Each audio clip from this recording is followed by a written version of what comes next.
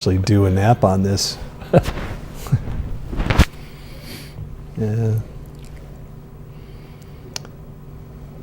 This is definitely a move up. Yeah, they just need to have the coffee cup. Yeah, that's what I was going to talk to. Keating, who does most purchasing of most of our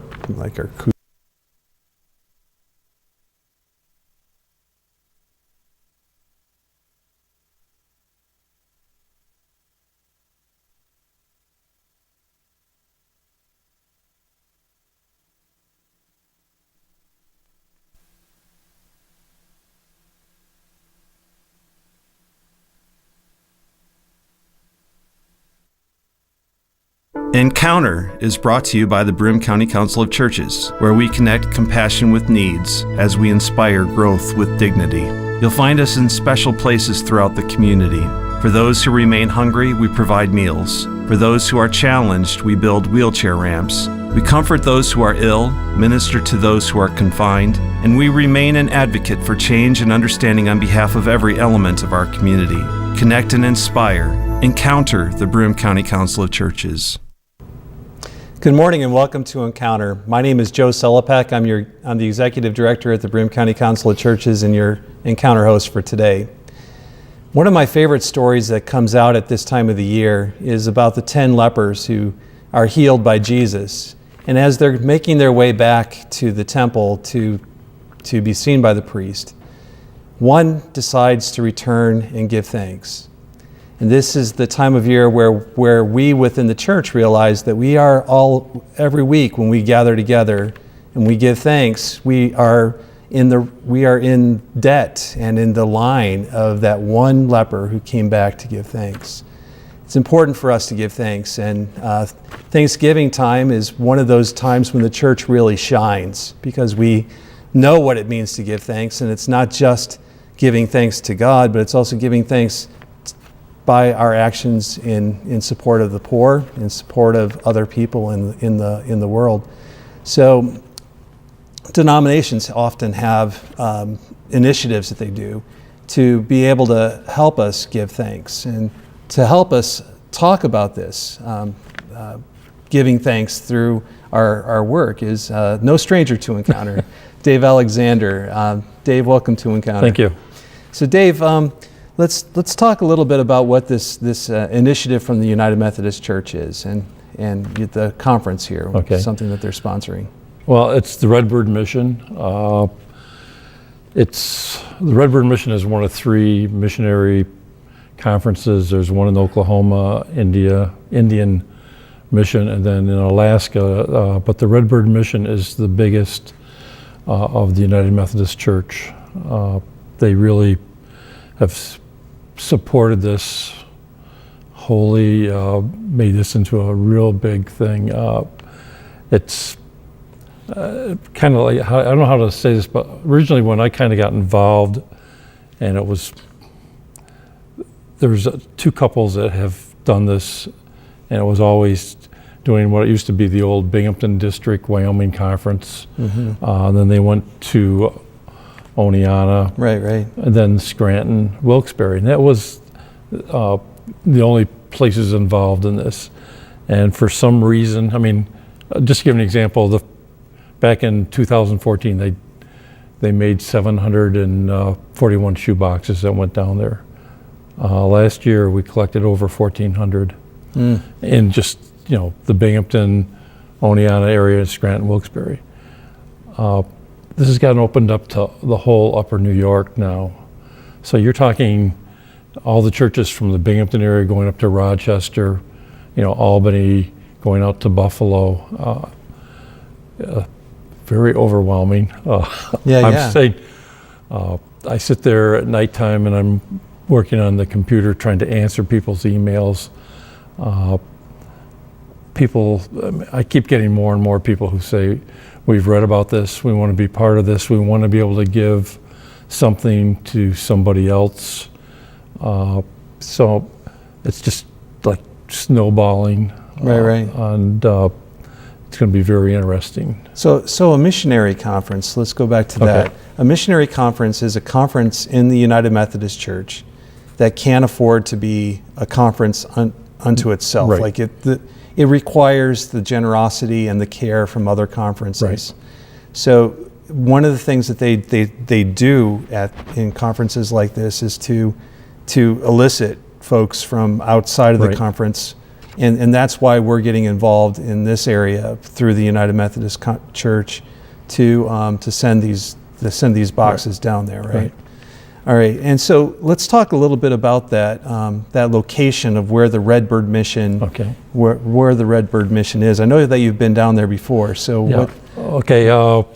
Last year was my first trip down there, the southeastern part of Kentucky. Be very honest with you. It's near Beverly, Kentucky. Beverly, Kentucky. Or Pikeville, if you want to look. In fact, when we went down there, we got lost. We had put into the Garmin Beverly. We ended up in a little place where itty-bitty post office, 6 homes. Right. And I ended up knocking on the door, and I asked the lady, I said, well, we're looking for the Redbird Mission.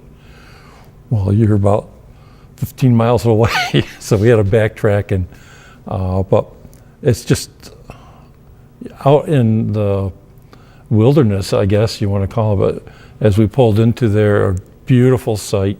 It is definitely totally supported by the United Methodist Church. It's the church pumps a lot of money into that.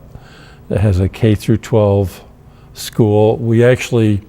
They took us to the school for lunch, and we're sitting at a table with one of the staff members, and the kids were coming up asking us questions about where we're from and everything. And all of a sudden my cell phone rang and they said, "What's that?"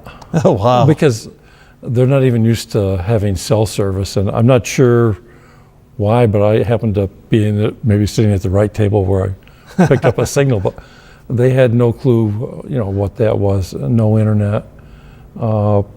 They did have satellite TV, because we saw the dishes on the people's roofs, but it's just like they weren't used to any of that stuff. So, but then they had a retail store where they sold things, because where the mission is, it's a good 2-hour drive from there to go to the closest gas station, Right. pharmacy, grocery store.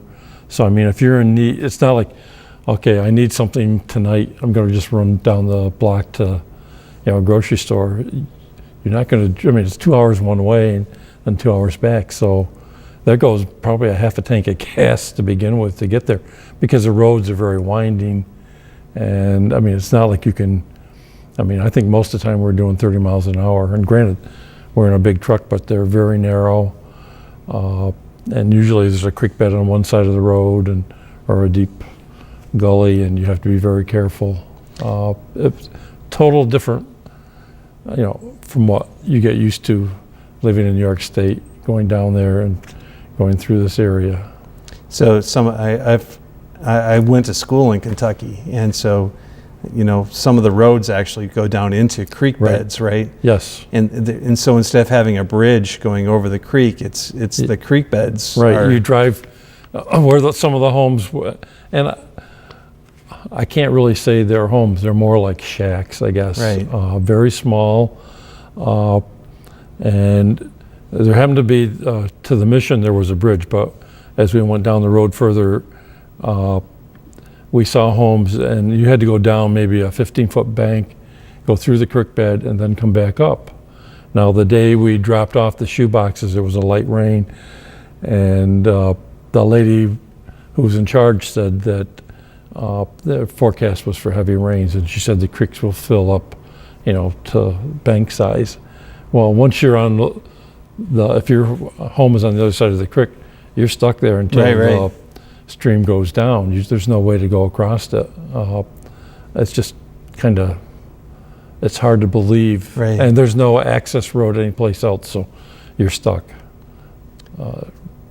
And that's something that we won't even, we know what floods are like, Right. but we don't know what floods are like when you don't have a bridge or Right. you don't have a have the ability to get around very well. And I guess one of the things is we drove to get to the mission. I mean, we're going through winding roads, huge rocks. In fact, I had tried so hard to get a picture. There was a huge rock mountain that came up over the road, and you wondered how it stayed there. It just hung out there. But there are times cars coming the other way, and we're in this big truck, and the gentleman with me, he kept saying, "Dave, do you know what you're doing? You're awful close to the edge." And I said, well, it's either that or I pushed the car off the road on the other side, and so you're going slow. But it was just, as we're driving through and you see the homes and you can look down the valleys and you see them, and it's just shack after shack after shack. And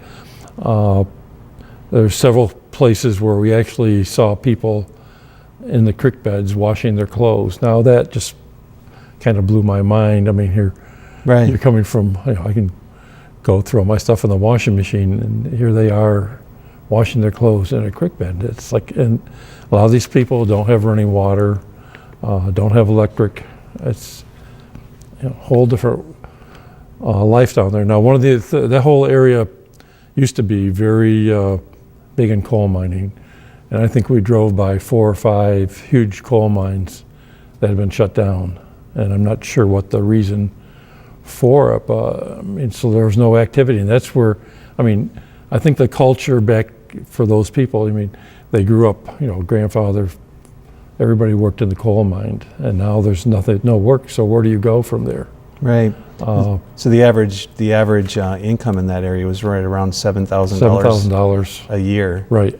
Which is well below the poverty index. Where the mission is, it's the 20th poorest county in the total United States. That's how bad the area is. So the mission offers a lot. They have like a nurse there to provide health care. They have, like I said, a retail store. They have a chapel. They do a lot of things to provide services for the people. We saw some senior housing, which, I would call them like duplexes, but very small, where seniors lived. And they tried to do, different areas to benefit the people. They had some small tasks where they would hire people, but they couldn't afford to just, bring in a lot of people. It was mainly volunteers, and a lot of the people that benefit from the services there actually volunteer to help in the group. Because I know when we got down there, here we had not only did we have shoe boxes in the truck, but we had clothing, cleaning supplies, books, just a variety of things. It was a 26-foot truck, and it was full. And when we pulled up the dock, I'm saying, it's going to take us forever to get unloaded. Right. And all of a sudden, all these people show up and They are all willing to helped help. And it was just like, wow. Wow. It was great. So and one of the things, last year we went right after Thanksgiving. And the lady down there in charge, and I'll have to share this with you, this Tracy Nolan, who is in charge of what we're doing. She came from New York State. She had gone down there for a mission project because they have a work camp for a week. She said that while she was there, she felt God's call that she needed to stay there. So here's a young lady, and I would say she's probably late 30s, and her husband. They came from, I think it was like the Syracuse area. Okay, everybody knows you got, a lot of services available to go down there, to give up everything, to live there and work at this mission. As she was telling me, it's like, I can't believe that you would want to do that. But she said God told her this is what she needed to do. And she ended up having another friend that came down because of her. So it's like, New York State has a big influence in what goes on in the mission, because some of these people are from upper New York here, so that was a good thing. And when I think of that biblical story about the one who returned to give thanks, that's her. Yeah. She knows that in order for her to live out a life of thankfulness, gratitude, and worship, that's where she has to go. And Dave, you do it too. I mean, when you start thinking about, you know, organizing and trying to get all of the all these boxes down there, why do you get involved in this? Believe me, there are days I say, why? I mean, I have 2 grown children, and they're both telling me, Dad, you need to say no now and then. The 2 couples that had done this project ended up with health issues, and one lady called me one day and she says, can we come up and talk to you? And I met with them at our church, and I knew her husband because he had worked at the university, so I kind of knew him and stuff. And they were going through the whole process, what they did and everything. And our church for I'd say 5 or 6 years had been a drop-off site. That's Endwell United Methodist Church. Right, for the shoe boxes. So I knew a little bit about it because people would bring the boxes, I'd bring them inside, stack them up. Then when they came, I'd help them load their truck and everything. So they were kind of telling me how things went and everything. And I said I'd have to get back to them. That night when I got home, I don't know, I just felt the calling that, you know, I needed to do this. I didn't want the project to not happen because there was so much good for it. So I called them back, said I'd be willing to do it as long as they could help me out initially the first year as far as sharing, you know, some of their tips and everything to make the trip easier. Then the whole idea was, well, can't do it alone. So I have a gentleman who is from Central United Methodist Church. I know the gentleman and his wife real well, and he said, well, he'd like to be involved. All right. So between the 2 of us, we got going, and it was like, okay, we'd kind of gone from their town, oh, you'll only have 700 shoe boxes, and we started doing some stuff, and all of a sudden the phone's ringing off the hook. Can you come here? Can you come there?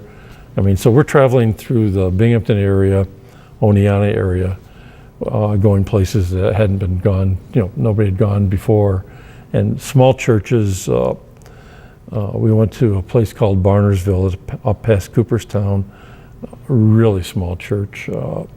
They had lots of shoe boxes, and they'd gone through all of them, clothing and everything. And they actually had 2 people there that helped load us and everything. At that point in time, we had a van from Central United Church, and we didn't figure we'd go get that much, so we left a couple seats, and we are lucky we had seats for us to sit back because they had so much. And we had to make one more stop in Norwich, and we got there, and they had like 100 shoe boxes, and we're stuffing them in somehow. And but we got them in, brought them back, and we put a word out for people to come and help us unload, which they did.